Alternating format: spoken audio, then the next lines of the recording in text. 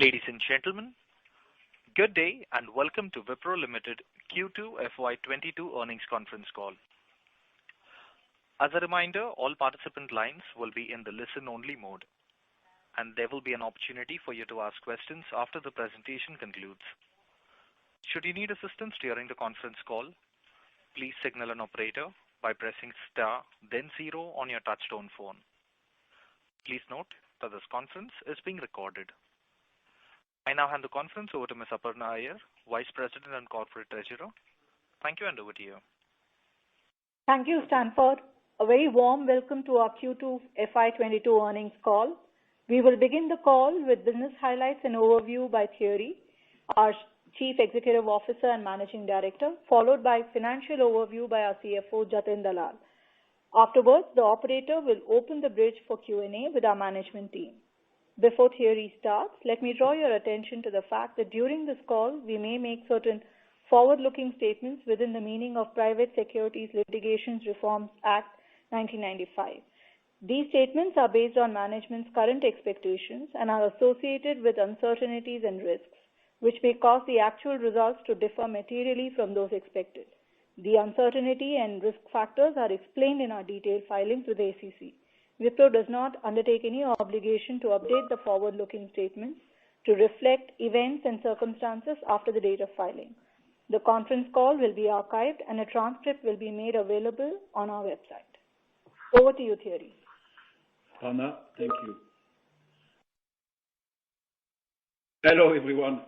It's really good to be able to speak to you again this quarter, especially as you join us today during the festive time. I know that in many parts of India are celebrating Navratri and Durga Puja. So thank you for joining us. We'll make sure not to keep you here for too long, okay? Joining us today on this announcement is my leadership team, so our Chief Human Resource Officer, Saurabh Govil, Chief Financial Officer, Jatin Dalal, and then our Chief Growth Officer, Stephanie Trotman. For me, personally, this is a special earnings call to be able to speak to you from Bangalore. This is my first official visit to the India offices since I took charge in July last year. In the last 3 days, I've met with our senior leaders and teams in India, and it's absolutely been incredibly energizing. Your openness and your hospitality I've experienced in India has always been very welcoming. But you can imagine my eagerness and anticipation to meet our teams and see our campuses here. And they did not disappoint. It's been great so far. Of course, I've only just started to travel, essential travel, of course. I was in the US last week, meeting with our regional CEOs and GBL leaders, our Chief Growth Officer, and other key leaders of our business. Each of them, I must say, has steered Wipro through a very difficult time during the pandemic.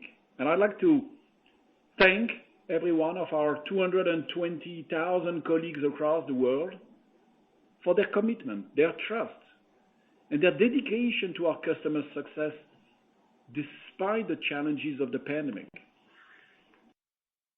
It is very encouraging that over 85% of our employees globally are now vaccinated with the first of the COVID-19 vaccines, and over 50% are fully vaccinated with the recommended 2 doses. In many parts of the world, we are starting to return to our offices in a staggered manner. For example, in India, our fully vaccinated senior colleagues can now come to office twice a week. The return to work will be a careful and gradual process, as you can imagine. We're really keeping the safety of our employees and the needs of our customers in mind as we plan this, right? In the second quarter, I'm happy to share with you that our annual revenue run rate has surpassed the $10 billion mark, the $10 billion mark. It will be interesting for you to note that $2.4 billion of this was added just in the last 12 months. This revenue milestone assumes greater significance because we achieved this while undergoing our largest ever internal transformation. Our revenue growth during the quarter was 8.1% in constant currency terms. You may recall this as being well ahead of the top end of our guidance range of 7%. And even if we exclude our two recent acquisitions, that is Capco and Ampion, we grew over 4.6% in constant currency terms. This marks the second consecutive quarter of 4.5% plus growth. It signals the underlying demand and the execution momentum we have generated, and majority of our growth was volume-led. We've experienced secular growth across all markets, all sectors, and global business lines. Our recent acquisitions too, I must say, have performed ahead of expectations. The demand environment continues to be very strong, and our pipeline is a clear reflection of that. In fact, our pipeline is among the highest in recent quarters. We have a good mix of large and medium-sized deals. There are, in fact, many mid-sized deals and slightly smaller-sized transformation deals in the market right now. This is all good news for us. Our order book in terms of annual contract value has jumped 28% in H1. And in terms of TCV, the order book is up 19% year on year. We have strengthened our large deal team and brought in specialized expertise there. So I'm really confident our participation and win rate of deals will accelerate. Let me come to the operating margins now. I'm pleased to share that in Q2, we have sustained Q1 operating margins adjusted for the one-time gains we had in the last quarter. And frankly, we have maintained our operating margin despite absorbing the full impact of our recent acquisitions of Capco and Ampion, and in spite of investing heavily in our business across sales capabilities and talent. An additional point to note here is that we've also offered a salary increase covering 80% of our colleagues in September 2021, marking a second salary hike in this calendar year.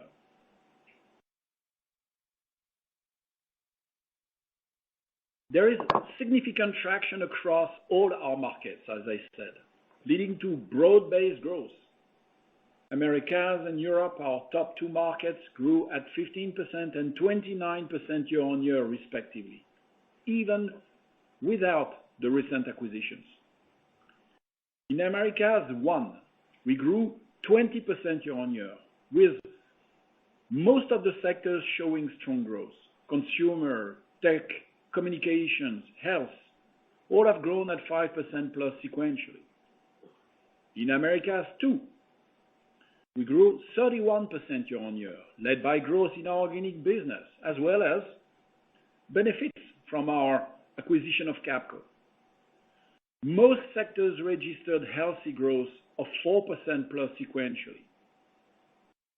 Our European business has delivered a year-on-year growth of 48% on the back of several large deals and thanks to the boost of our acquisition Capco. UK, Benelux, Germany led organic growth, growing at 12, 10, and 10% respectively in sequential terms. Our APMEA market grew moderately at 8% year-on-year. We're now seeing improved traction in Australia and New Zealand, in India, in Japan, and the Southeast Asian markets. The pipeline addition in these markets have been very healthy. Middle East and Africa were weak in Q2, but we are encouraged by the pipeline that is shaping up.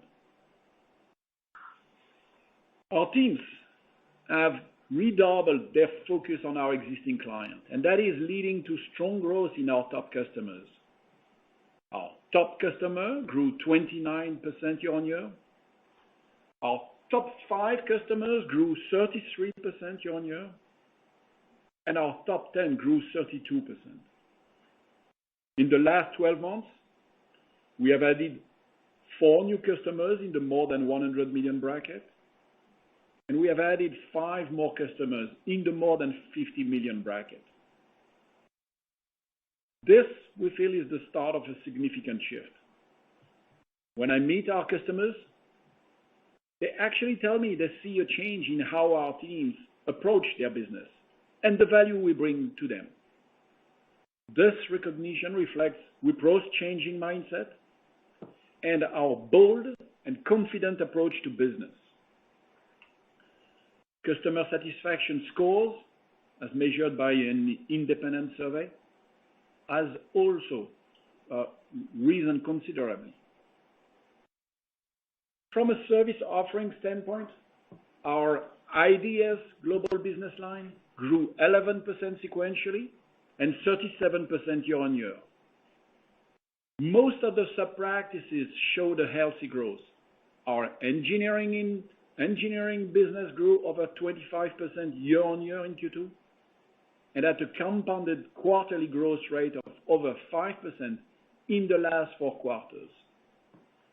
Our iCore global business line grew by 5% sequentially and 18% year-on-year. All of the sub-practices grew in double digits on a year-on-year basis. We launched Wipro FullStride Cloud Services, which integrates our consulting and technology capabilities along with our Cloud Studio-based assets. This integrated ecosystem positions us as an orchestrator that delivers transformational solutions together with our partners to address our client business challenges. The cloud ecosystem, which is about 30% of our revenue, grew 27% plus in the first half. And for the first time ever, our cloud pipeline has crossed $8 billion. And that's reflected in the deals we are winning too. Let me give you a few examples. One, a global software products and cloud services company has awarded Wipro a multi-million-dollar contract for product modernization, spanning AI, cloud, and cognitive business products. We will leverage our Engineering Next product pod solutions to rapidly scale and migrate the client's products to cloud. Second, a multinational oil and gas company has selected Wipro to build a cloud-native subsurface data platform which enables consistent API standards for connecting with cloud and software vendors, microservices, and proprietary solutions. Working with Wipro FullStride Cloud Services, the solution significantly reduces subsurface data analytics timelines. On to a quick update of our recent acquisitions. With Capco, we continue to build good momentum on our joint go-to-market. The pipeline is building well, and we've started seeing some early wins. We have won 10 deals during first 100 days of transaction closure. Initial days yet, sure, but I have congratulated the Capco team for leading this from the front. We're also pleased to have completed the acquisition of Ampion, an Australian-based provider of cybersecurity, DevOps, and quality engineering services. This will definitely help us expand our footprint in one of our priority markets. Let me now give you a quick glimpse of how we have transformed ourselves. Apart from, I would say, moving to a simpler and more customer-centric operating model and an organizational restructuring, we have made substantial progress on leadership transformation. I had said that in our previous interaction that talent will be a critical success factor. So we have worked on 2 key aspects of leadership overall. One, by building a contemporary and diverse senior leadership, including our client-facing global account executives, and 2, by moving the leadership closer to clients. Consequently, we have reconstructed our leadership with a good mix of internally promoted talent and lateral hires. 58% of our leadership are in the regional markets, with increased proximity to our customers. Naturally, we will continue to change and hold our momentum, but I'm happy with the pace and the quality of change we have achieved so far. But one of the issues that we must cope with as we build talent at scale is attrition. Our customers too are grappling with increased attrition. Wipro acknowledges this changed talent landscape and has adapted quickly to the new world of work. A hybrid work environment is definitely a part of this mix. We have doubled down our fresher intake with 8,150 young colleagues joining us from campus in Q2. We will continue to aggressively build on this, and I'm happy to share that we are well positioned to add over 25,000 freshers in the next financial year. And finally, onto our outlook for the next quarter. We have guided for a revenue growth 2 to 4%, which will translate into a year-on-year growth of 27 to 30% in constant currency. To summarize, I would say that the demand environment continues to be strong, and our growth chart over the last few quarters reflects this. It also reflects our improved execution engine. Together with the investments we've made in capabilities and talent over the last 9 months, I'm confident we will be able to participate and win at a greater pace.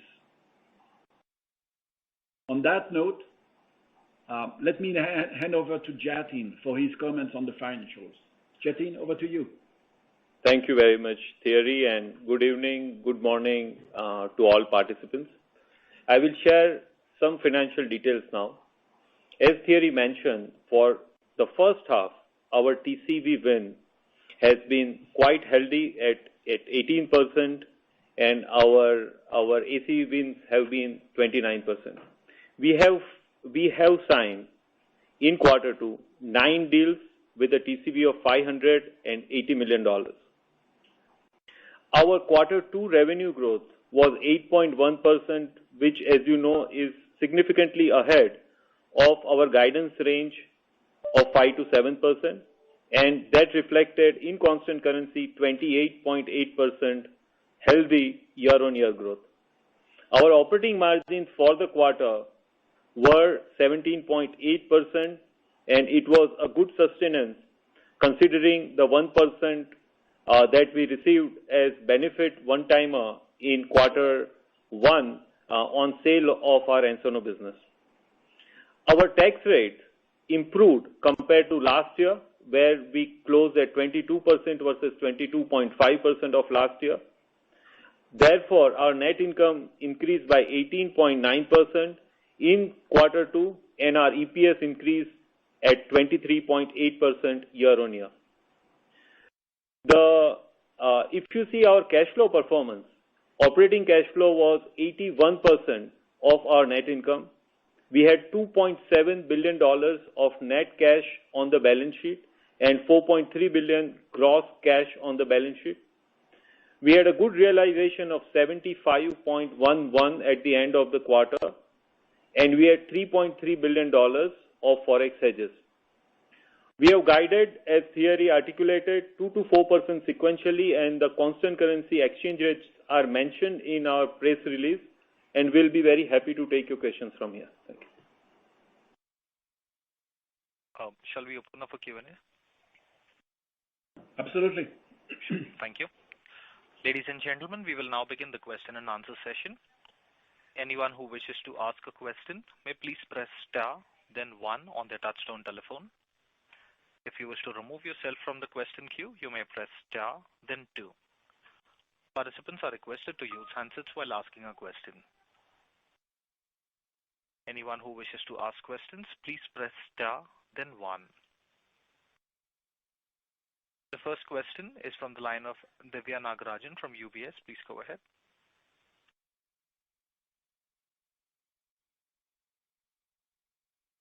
Hi, congrats on the strong quarter, and thanks for taking my question. Just a couple of things. I think if you were to kind of rate how you're seeing the progress of your strategy in the last few months and separate it out from bottom-up strategic gains versus the overall demand bounce that we're seeing right now, where would you put the contribution of either?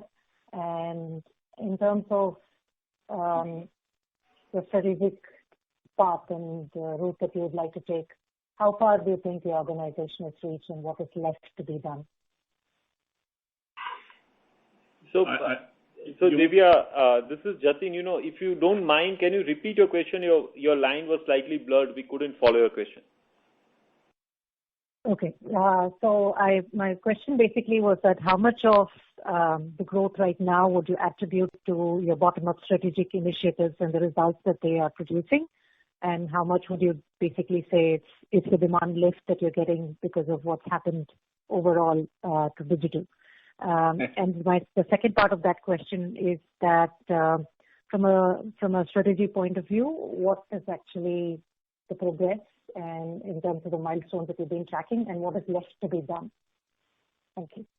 Okay, Divya, I'll try to respond to the 2 points. The first one is a difficult one, obviously. It's difficult to disconnect, the impact of a market and what's more specific to Wipro itself. I think there is a real adequation between a good market and an organization that is very aligned to the priorities of our clients. And so the bottom line is that, yes, we are benefiting from a good market. We are seeing that the market continues to be good, if not continue to get better. But we are also seeing that we are having a better impact with our clients, that we are having a better impact and that we are actually performing better on the deals we are going after. And so I think at the end of the day, I cannot split scientifically, but there is no question that, this performance is the result of the performance of Wipro in a good market. The second point around the impact of our strategy. The strategy that we had laid out, Divya, about 15 months ago now, was a strategy of obsessive focus on growth. And that's what we've done by, allowing our teams to focus the time for the clients in the market. We've simplified the model. We've simplified the organization. We have reinforced our internal processes so that people can have more time for the market, spend more time with the clients. We have adjusted our ambition and really redefined where we felt we wanted to play with our clients and really be their partner in their transformation. And this is what we've been doing, day after day. And then 3 more things. We have been very clear on the fact that, we wanted to focus our investments around our top accounts. That's what we've done. And the result is that, what you're seeing today is that we've increased significantly the number of deals of account over $100 million. We've increased the number of account over $75 million or over $50 million. So we've increased the size of our large account. Those accounts have been growth engine for us. We had been clear on the fact that we wanted to further invest and bet big on the power of developing partnership with technology companies like AWS, Microsoft, Google, or SAP, and this is what we've been, or ServiceNow, this is what we've been doing. And here also we've been getting remarkable growth over the last quarters. And finally, we have a strategy to go after a big deal as well. And that's, with that in mind, that we've, organized our big deal team around our Chief Growth Officer, Stephanie. And so I would say that when you look at the way we have built, if I can say, the way we have produced this growth, it's fully aligned to it's the absolute result of the strategy we've been driving over the last 15 months.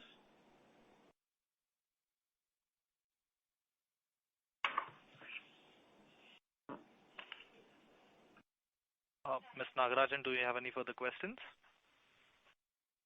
Yeah, just to follow up to that, you had earlier spoken about the Chief Growth Office driving the large deal engine and how it is really complete. Given that we've had a little bit of a slowdown in TCV in the last couple of quarters, I appreciate the ACV has gone up, but in terms of total deal value, are you happy with where it is right now? And what should we expect in terms of the deal trends going forward from your initiative? I'll take it a little bit and then I'll ask Stephanie to build on it. For sure, we are happy with the performance in bookings. I mean, the quality of the deals we've closed this quarter with our top clients, a good mix of large and mid-sized deals. There's a good volume of activity that is fueling this growth. We didn't have a mega deal this quarter, and we knew it. So it's not like you're turning an opportunity into a mega deal in a few months' time. Those deals typically take more time. What we've done is geared up the engine, the big deal team, to start to produce more opportunities in our pipeline for the foreseeable future, for the next quarters, and that's absolutely what Stephanie has been doing with, bringing in a lot of top talent recently. Stephanie, you want to build on it? Yes, thanks, Thierry. From a large deal team perspective, in the first few months of building out that team, we've been focused on the current pipeline. So everyone on the team is actively involved in deals. We've seen some clients slow down a bit in their decision making and others who have perhaps broken the opportunities into smaller opportunities, but we're still engaged. And then we've also pivoted towards more proactive origination of large opportunities, working closely with our existing client base and also our partners to create opportunities as well as respond to opportunities. So I think that is what is informing our pipeline moving forward. Absolutely. Thanks, Stephanie. And just to conclude on your point, just facts. If you mentioned ACV and TCV, Divya. So ACV has jumped 28% year on year in H1. TCV has jumped 19% year on year. So, from those two aspects, we are growing well as well. Got it. I have multiple follow-ups, but in the interest of time, I will come back into the queue. Thanks and wish you all the best for the rest of the year. Thank you. Thank you. We take our next question from the line of Mukul Garg from Motilal Oswal. Please go ahead.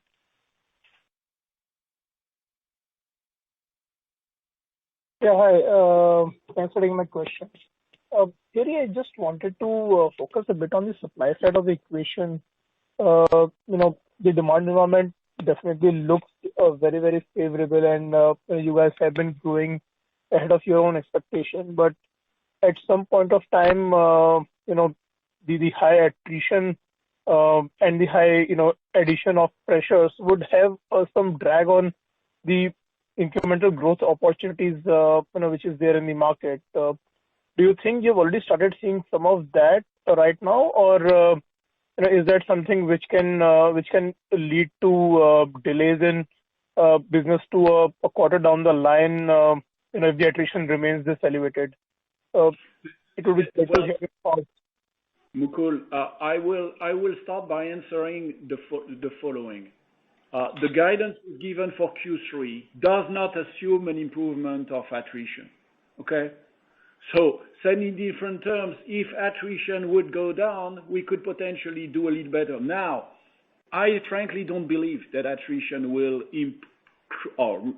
improve, if I can say so, reduce in the next quarters. I actually believe that, given the environment, we'll continue to face, the high level of attrition at least in the next 2-3 quarters. Okay? Yes, we have obviously reacted on it in many ways. You've heard I've mentioned the fact that we have initiated a new cycle of compensation increase for 80% of our people in September. But besides that, we've also ramped up our freshers strategy and, going for a lot more, we've revised, frankly, the level of ambition of our freshers intake. To that, I'd like to ask you, Saurabh, to maybe jump in and tell us also from fresher standpoint, not only in terms of numbers, but also in terms of, strategy, what we've decided to do. Thanks, Thierry. So, Mukul, as you called out, the demand environment is very strong and supply side we have to work on. And the interventions which we are looking at is more long-term and is more in-depth. So it's not only adding numbers or adding more people, it's also making sure that how do we make upskill them and also retain them for a longer period of time. So for example, for freshers, as we go on to the campuses this year, and we just concluded a national talent hunt test for India, where we had more than 200,000 people applying for it. We are having a communication and a plan that I think is unique, where we not only share with them what happens as a compensation when they join, but also a plan for them in terms of their career and compensation over the next 5 years. And that's built in their contract. So it's very clearly driving a plan that we increase the retention of these people, because we are seeing a high attrition in this 3 to 6 year category. And if we are able to retain these freshers and build the right culture in the organization, retain them a long period of time, is going to long-term impact and help us on the supply side. So it's a very different shift. It's not only about adding numbers. It's a very strategic thing through that we will be able to increase the retention of our freshers for a longer period of time and look at both cost and attrition as a long-term play here.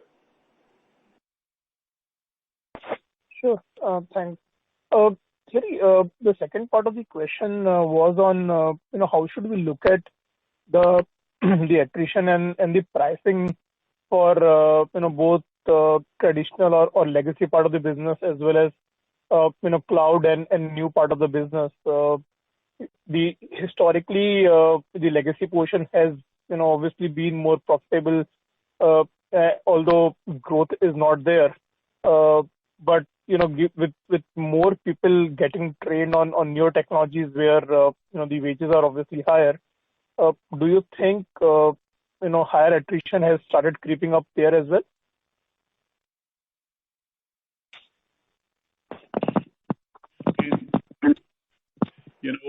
Although definitely we are getting a significant growth from those areas that you are referring to, it's true. Today we are, the significant part of our growth is coming from cloud area, from data, from digital transformation, from engineering services, from cybersecurity. And again, this is based on this revenue mix that we have, based our assumptions for the guidance for Q3. But Mukul, just to add to what Thierry is saying, yes, these are hot skills today, and there is a high attrition. So if I see this is one area where we are working towards, where the upskilling part will help. But it is an area where we have huge demand, and there is a supply and skill deficit. So it's not about, it's just the demand is much more than what we require in the industry. It's an industry issue which we should look at. Yeah. So this is Jatin. Just to add, Mukul, conceptually, if the demand is high, as Saurabh has mentioned, and there is constrained supply today, if more people get trained in that area, in fact, it will overall reduce the pressure on attrition in that area over a period of time. Though that specific individual may be more marketable with a new skill set. Okay, fair enough. I think thanks for taking my question. I'll get back into the queue. Thank you. The next question is from the line of Sandeep Agarwal from Edelweiss. Please go ahead. Yeah, hi, good evening. Thanks for taking my question and congrats on a good quarter. So I have a small question, Thierry, that when you see your current clients' work progress and execution and the way technology is getting adapted across horizon, what is your sense at what stage of implementation we are? Is it very early stage, or you think that we are somewhere in the middle of it? So that was one. And second, I wanted to understand that while you say that attrition may not cool off in the next quarter, will it be fair to say that the peak of attrition is behind us? Thank you. So on the first point, which is, you want to understand at which stage of transformation, if you want to think about, the potential that technology can represent for an organization, for a company in terms of, transformation of its ways of working, I think we are, the best of the transformation is ahead of us. I mean, the potential of, if you look at cloud, so first of all, if you look at cloud transformation, what I'm reading and, is quite consistent here, we probably have touched, say, 20% of the cloud transformation wave. And so the biggest part of it and the largest part of it is ahead of us.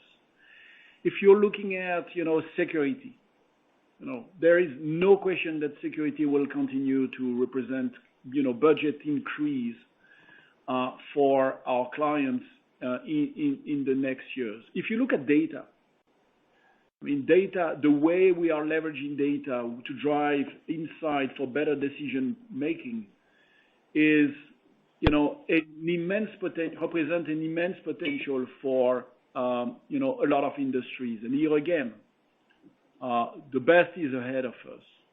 Finally, if you look at engineering services and other areas where we are, investing significantly and getting nice growth, we know that this is an area where, in many and across many industries, companies will have to invest in their R&D and will need support from companies like us to support and, augment their R&D, investments. And so across all these different areas, the bulk of the transformation is ahead of us. On the attrition, which is your second point, I actually don't believe that the worst of attrition is behind us. I think it will, as I said, it will continue to possibly increase in the next quarters before cooling down. Again, that's at least our assumptions as of today. Okay, thank you. That's very helpful. Thanks a lot. You're welcome. Thank you. The next question is from the line of Apurva Prasad from Elara Capital. Please go ahead. Thanks for taking my question. Thierry, couple from my side. So how durable is the demand environment, and is the conversation around scope increase with your large customers giving you that confidence of durability of demand and the continuity of current growth momentum? And I ask this in context of higher ACV growth versus TCV growth. So on the first point, I would answer a frank yes. Yes, the demand is strong and will remain strong. Just based on the previous points I just covered, there's so much transformation ahead of us.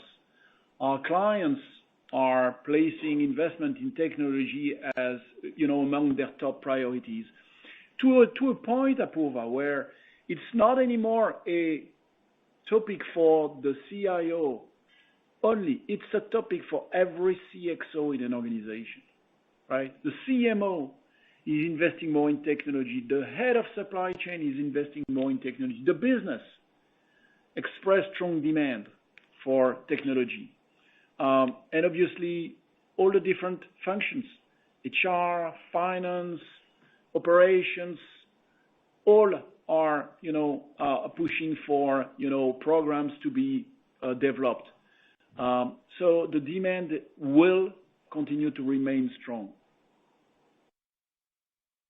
Got that. And just on this point of yours on strong demand and in context of the current tight supply environment, what do you think is the propensity for getting a rate card increase? And what part of the portfolio, in your opinion, is amenable to that increase? Or is it the case that this is more stable and the benefits are flowing through more by means of greater offshoring and volumes?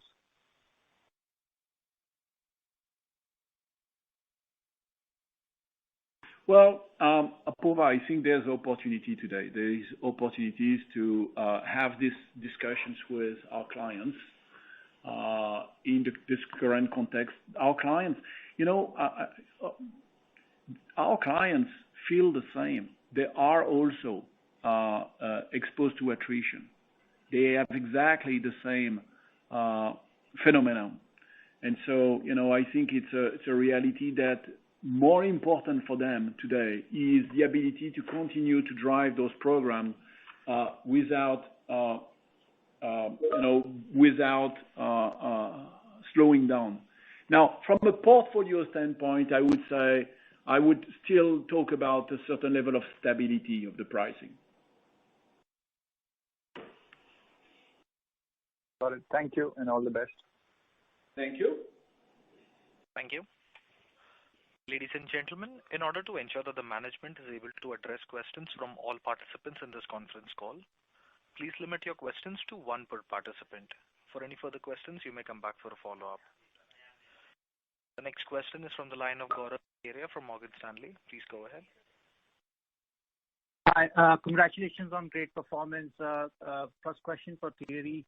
Where are we right now in the whole organizational restructuring process? Have you seen any material change in the top 100, top 200 heads as far as the global account executives are concerned? And or is this something which is ahead of us and these changes are likely to happen in the coming quarters? Gaurav, excellent question. Thanks for that. One is, in terms of operating model, organization changes, we have implemented the new operating model, new organization on January 1st. And, we had given ourselves a quarter to stabilize this organization model. It's actually been incredibly efficient rapidly. And frankly, I don't want to be overly positive about it. Every new model requires a certain amount of progression, but frankly, very positively surprised by the level of maturity of the model after a few months. We have today a model that, the organization and all our leaders consider is the model that is working and actually delivers the upside that we were expecting in terms of, simplicity, in terms of reducing the number of silos inside the organization, the ability to create a one Wipro mindset, and actually freeing up time for our people to spend more time with customers. The second part of your question, which is about the rotation, or if you like, the evolution of our leadership organization. What I can tell you is we have upgraded, if I can say, about 25% of our account executives around the world. Okay? And the second aspect is that if you look at our top 200 leaders across the organization, 2 years ago, we had only 1% of them were account executives. Today, 8% of them are account executives. There is a significant change in the mix of leadership towards client-facing people. Got it. Second question, I'll put it in two parts. One, Thierry, you mentioned a couple of quarters back, one of the key jobs which you had to do was to build a pipeline actually. And the last few quarters have been good on the conversion. So just I want to understand where are we in this journey in terms of broad basing of our participation in the deal. And the second part of the question is for Jatin with respect to understanding the levers to manage margins in the second half. Is it fair to say, given the supply environment being tight, margins should be lower in the second half compared to first half? Thank you. Okay, so I'll take the first one on the pipeline. Well, we've seen the pipeline progression quarter after quarter. It's been a consistent progression. The trend has been positive, but more importantly, I would say two things. The quality of the pipeline has improved. We have a pipeline now that is more aligned to our strategy in terms of priorities, in terms of focusing on offerings where we want to invest, and also focused around our key accounts. So the proportion of our pipeline coming from our top accounts is a lot bigger than what it was several quarters ago. So from that standpoint, it's all positive. Finally, I would say in terms of deal conversion, I think we are also here seeing a positive trend. We've improved the way we are qualifying our deals. We've improved the way we are mobilizing the One Wipro organization to win these deals. The laser focus in line with our strategy around accounts and specific offerings has allowed us to invest into talent, into top capabilities, and this is definitely helping us converting this pipeline into deals. On the second question, Jatin? Yeah. Thanks, Thierry. So the answer to the question is yes. There is tremendous, I would say, competition for great talent, and that means that we need to remain very invested in our talent. We need to make sure that our supply curve is properly supporting our growth curve, and in fact ahead of our growth curve. So we are capturing every demand that comes in. For all of that, in terms of impact or risk on margin, yes, there is a risk on margin, and I think that's not just Wipro, but that's the industry fact. Having said that, we executed, as you know, this quarter well.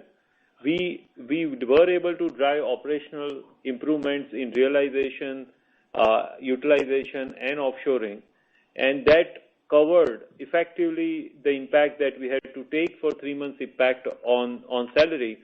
So I think it's going to be a growth going forward, which will and how do we balance the effort that we put on our operating levers to be able to cover for the margin is that is going to be a balance that we'll have to continue to fight on. But we have done well, which we are proud of in Q2. But there are clear investment agenda on talent going forward, which we have to remain cognizant, and that's what we are baking in as we think about second half. Thank you, Jatin. Thank you, Thierry. Thank you. The next question is from the line of Sandeep Shah from Equirus Securities. Please go ahead. Yeah, thanks for the opportunity. And I understand and acknowledge the growth of ACV, which is 29%.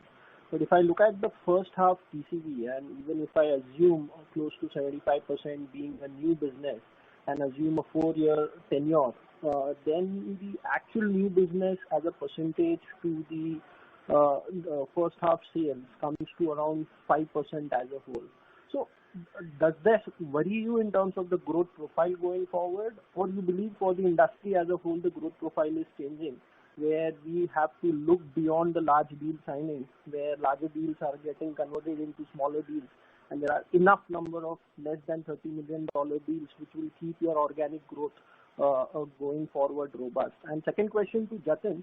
Jatin, this time I think EBITDA margin decline is close to 75-80 bps, right? Depreciation savings has been higher than 50 to 70 bps. So what is causing this, and whether depreciation will normalize in a going forward basis?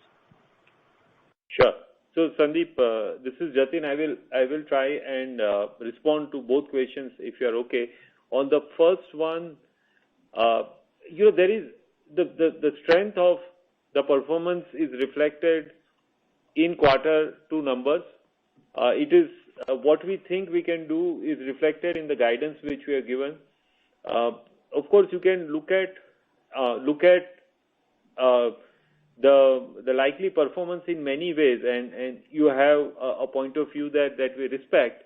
But you must always see that our industry runs on two fuels. One is the day-to-day volumes that we are able to add because we see demand and we fulfill quickly, and that adds to our revenue. And second is large deals. And as you can see, the first engine is really been very, very productive in last 9 months, and it continues to fire very well. We did not have a mega deal as Thierry spoke about it, but we have very strong first engine which is firing. So we feel comfortable as we speak. We feel comfortable that we have pipeline for large deals, and that will convert at some point. So overall, we are quite okay and well placed is the way we see, Sandeep. And the second question on EBITDA versus EBIT, we do have certain cycles of amortization related with the specific cost for which that particular item is getting amortized on.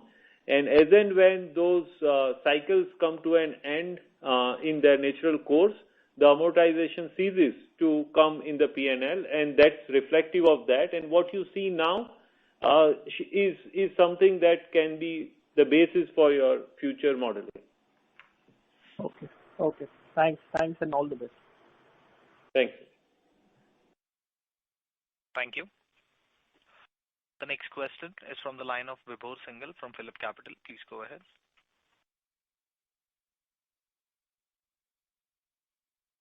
Vibhor Singhal from PhillipCapital, your line is unmuted. Please go ahead with the question.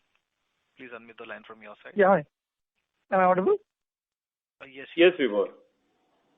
Yeah. Hi, guys. Thanks for taking my question. Actually, I just had one question from my side. And my question was pertaining to our strategy and the growth that you see in the European geography. We know that the Indian companies have done really well in the UK, Scandinavia, and Switzerland geographies. But the continental Europe was a region which I think was the Indian companies were not able to make so much of inroads due to obviously the barrier. We've tried to overcome that over the past year with a lot of local hiring. How do you see pandemic changing that equation? Has it kind of, as it has over the entire world, has it kind of lowered those entry barriers for us as the Indian IT companies and Wipro specifically as well? Do you see more deals coming in through geographies like Germany, France, are the local European companies like your Stadia, Sofia, Tieto Every, and all these guys able to ramp up and give us good enough competition, which they have not been over the past decade? So how is the growth trajectory in the European geography looking like with all these factors at play? Look, my response, Vibor, would have, there's two aspects to it. The first aspect is there's no doubt that, companies have learned to work with teams that are working remotely. And when you're working remotely, whether you're working 2 miles away or, 5,000 miles away, doesn't change anything. You're working with teams that are not on site. And from that standpoint, right, there's no doubt that, a lot of companies across industries in the European market have learned and will be more comfortable leveraging global delivery models, if you like. But the second aspect for me is equally important. In Europe, more than anywhere else, there are major cultural specificities that requires deep understanding of the local markets.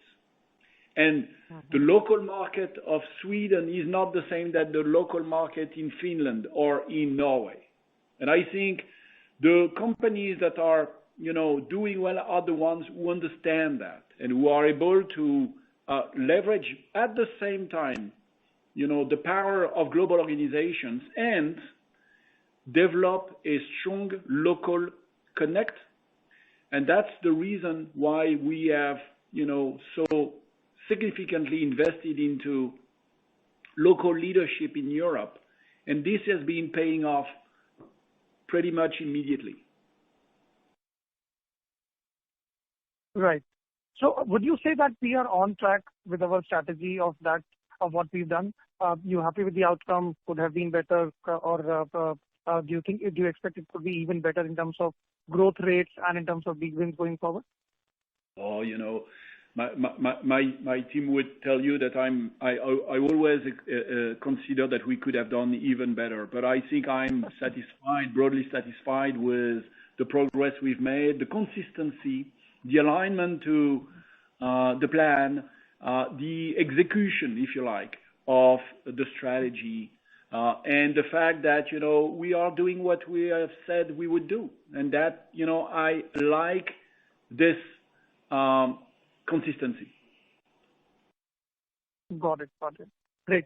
Thanks for taking my questions, Thierry, and wish you guys all the best. Thank you, Vibor. Thank you. The next question is from the line of Manik Taneja from JM Financial. Please go ahead. Hi, thank you for the opportunity and congratulations for the great execution. Thierry, I wanted to pick your brains on a couple of things.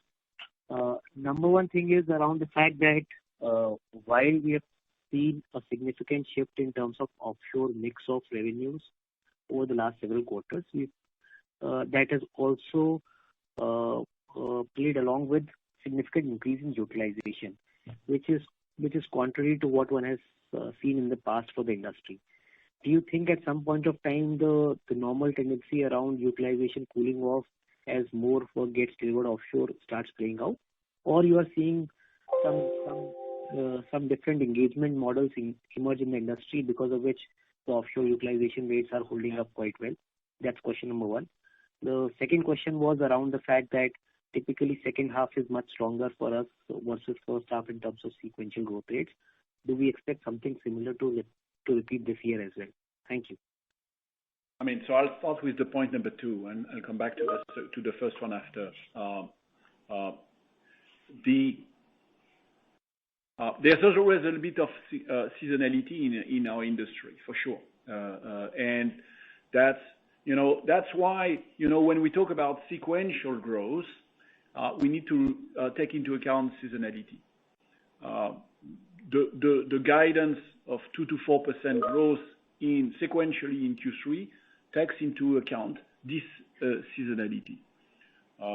It remains that if we look at our growth, 2 to 4% growth in Q3 would actually represent 27 to 30% growth year-on-year, which is quite healthy.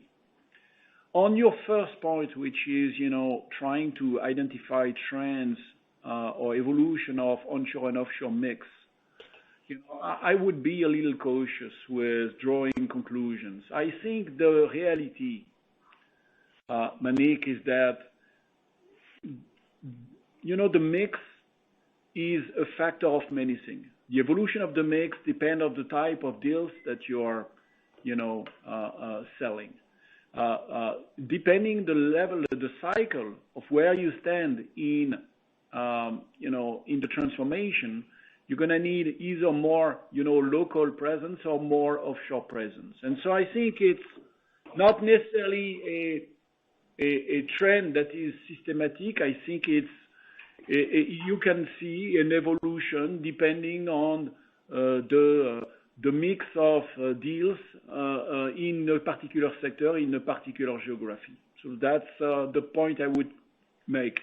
Yes, typically offshore utilization is lower than the utilization we have onshore, and that will certainly remain true even in a market of high demand.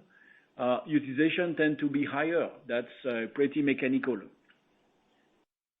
With the attrition going up here, that also impacts some attrition. And do you think some more emerging as customers get much more acceptable of global delivery or offshore delivery? I believe, you were breaking out a bit, so I hope I understood your question. But, if your question was, do you believe that clients are more open to offshore? Is it what you're saying? So I was saying, are there more innovative engagement models emerging around offshore delivery as clients get much more acceptable around or get much more are more acceptable of offshore delivery?